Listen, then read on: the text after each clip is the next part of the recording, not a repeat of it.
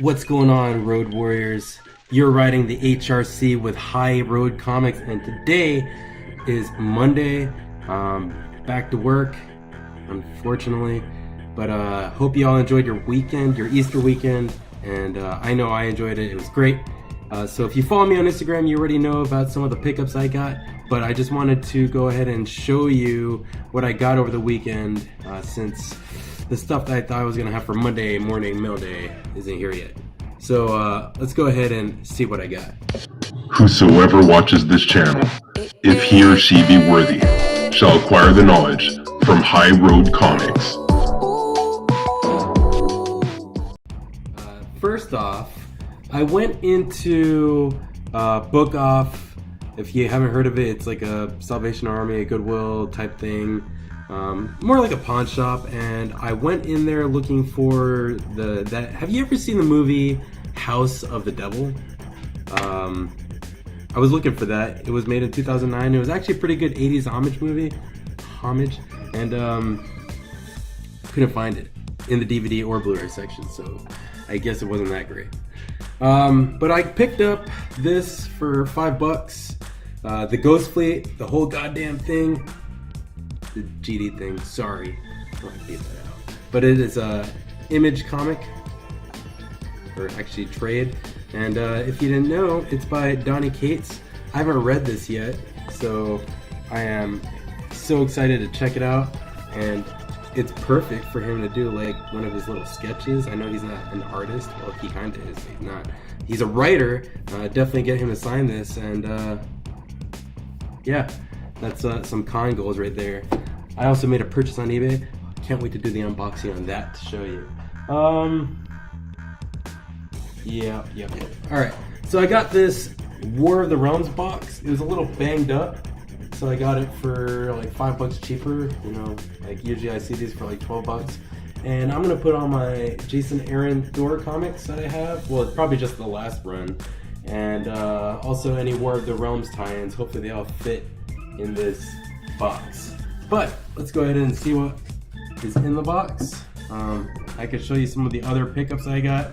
So I got some doubles, and I don't normally get the variant and the normal cover, but I ended up getting the War of the Realms War Scrolls #1, and these are all at cover price unless otherwise stated. So this one I am super excited about. I haven't read any of the War of the Realms titles from this week yet, but I will. And all I know is that something pretty important happens here with Daredevil on there, and that's why he's on the cover. And yeah, so Sorrentino did this cover, and I think it's pretty awesome compared to this one. If anybody wants to buy this one off me, I'll sell it. It's missing the digital code though. I might post it on eBay. But yeah, there's that. Oh, I found a facsimile of the Amazing Spider-Man number 252, first black suit. I used to have a 9.6 of it. Unfortunately, I'm dumb and I sold it. That's okay, I want a 9.8 and maybe a signed one. And I ended up getting a mid-grade copy of the original. So I got other goals, like, you know, maybe that first appearance Carnage. I think that's next up on my pit stop towards Grails. I'm gonna make an ultimate destination for a year from now, but I don't know what it's gonna be. I was gonna say Hulk 181, but I'd feel pretty disappointed if I didn't meet that goal. If you haven't seen recently, I got first appearance Cable, first appearance Deadpool, and I've been really rocking that, or riding that Major X hype. So I got this New Mutants annual number 5, and it has some key characters that are in Major X number 2. They showed up. Rob Liefeld actually tweeted about this, or I Instagrammed about it a little bit ago. I mean, the rap's not that great. I don't know if that's standard for comics back in the day. Maybe it's because it's a giant size, 64 pages, but I got this for a mere $5. So there's that. So what I wanted to get into, follow me on Instagram. This is where I say shout out to CBSI, shout out to Bolo, shout out to Jack DeMaio, aka Mr. Bolo, for clearing up some stuff. So Screen Rant on 420 yesterday morning, they dropped this article saying that the first appearance of Alloy was in West Coast Avengers number 10. And this one was actually the hard one to find. I picked it up. It's also the series finale for Vault 3 of West Coast Avengers, if you didn't know. And that's a sick-ass cover right there. So Kelly Thompson's been writing it, and they did the artist change. Moy R did it this time. The rest, it's weird because the rest of the series was done by Gang Hyuk Lim. And this is the actual first appearance of Alloy, West Coast Avengers number 9. And let me tell you a little something about Comic Karma. I had every possibility to get 4 more of these. Maybe more. I think there was more at the first stop that I went to, and I already knew that there was a first appearance in this, but I only got one for myself. Although I should have probably got a couple more to pay for that trip because I spent a lot on gas. But I'm not ready to start flipping yet, or taking speculation comics and flipping them, unless it's like for Naomi number 1. If I found another one of that, I would flip that. Have you seen how much it's going for right now?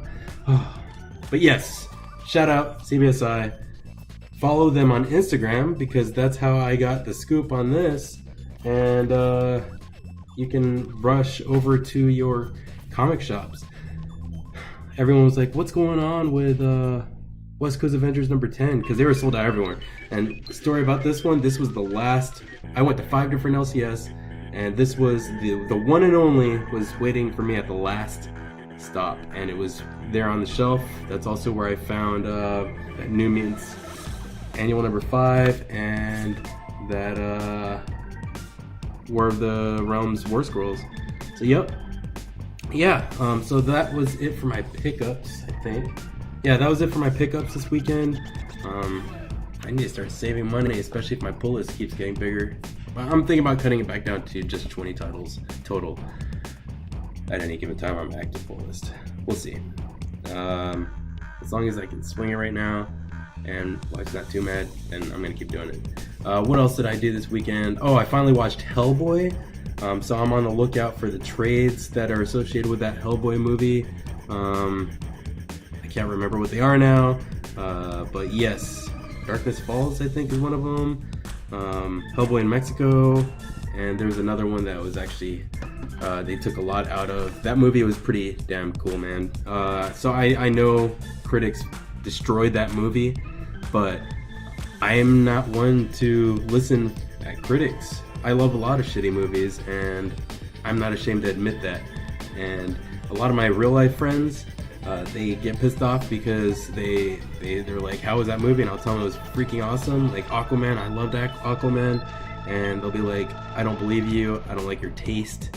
And yeah, but Hellboy, awesome. So it has Hopper from Stranger Things in it as Hellboy, and it has the guy from Lost and Hawaii Five-0 in there as the cheetah guy. Oh man, that movie's awesome.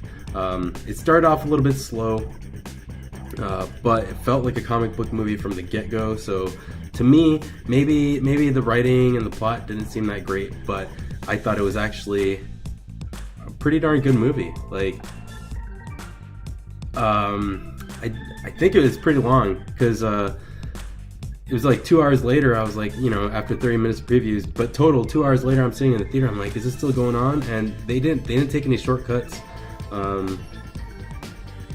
I thought they were just gonna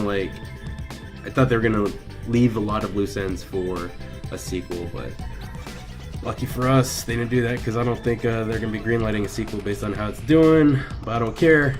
I'm gonna buy it. I'm gonna ready reserve the steelbook because I collect steelbooks. But yeah, Hellboy, I would go see it. It's a fun movie, and I thought it was written really well. I haven't read a Hellboy comic in a long time, probably since I was a kid. But that was enough for me to say, hey, if I see a Hellboy pop out in town, I'm going to grab that Hellboy pop. If I see a Hellboy poster, I'm going to grab it. And then maybe I'll start pulling some Hellboys.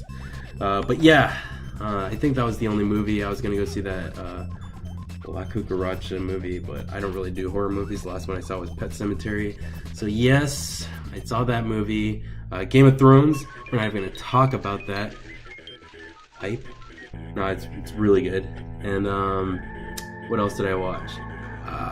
The OA. Have any of you seen the OA? So I watched season 2, and I was probably about three episodes in before I finally remembered what happened in season 1, because it was like 2 years ago, or part 1 as they call it. But part 2 is pretty darn awesome, all the way through the end, and it actually has one of my favorite dudes, Jason Isaacs.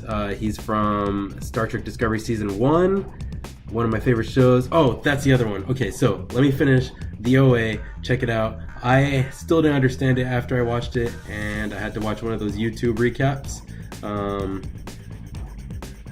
Badass. I hope they don't wait 3 years to come out with part 3 of the OA, and I hope Netflix decides to greenlight it, because it's good, it's original, and it's badass. But let me finish off this little weekend recap. I watched Star Trek Discovery, the season finale, and that I'm a huge Star Trek fan, and I will tell you right now that Anson Mount as Captain Pike sold it. Ethan Peck as Spock sold it. Damn, they managed to honor Gene Roddenberry and Majel Barrett. I'm pretty sure Roddenberry. I'm pretty sure that they would be happy that this series finally came out, and they did something to honor Star Trek and move in a direction that we can move forward. I'm really hoping that they come out with Star Trek Pike Enterprise series, because he is hands down the best Starfleet captain that has ever graced us on the smaller big screen. Yup, I'm saying he's like on William Shatner level. He's on Sir Patrick Stewart level. Take my word for it. Go ahead and check out Star Trek Discovery. The writing was a little wonky at first, like season 1 wasn't, it's good, but season 2 just freaking killed it. They had, so much. I'm sure you've seen it on social media. There are a lot of people, there are haters out there that say, I won't pay for CBS All Access. Well, that's cool, that's fine, because the rest of the world can watch Star Trek Discovery on Netflix, and I'll tell you what, right now, as long as season 3's level of writing and special effects and production and acting is on the same level or same par as season number 2, it's gonna be here to stay. This is definitely one of the better Star Trek series, and I am passionate about this. I'm super passionate. So please, Facebook, YouTube, Instagram, let me know in the comment section below if you are a fan of Star Trek and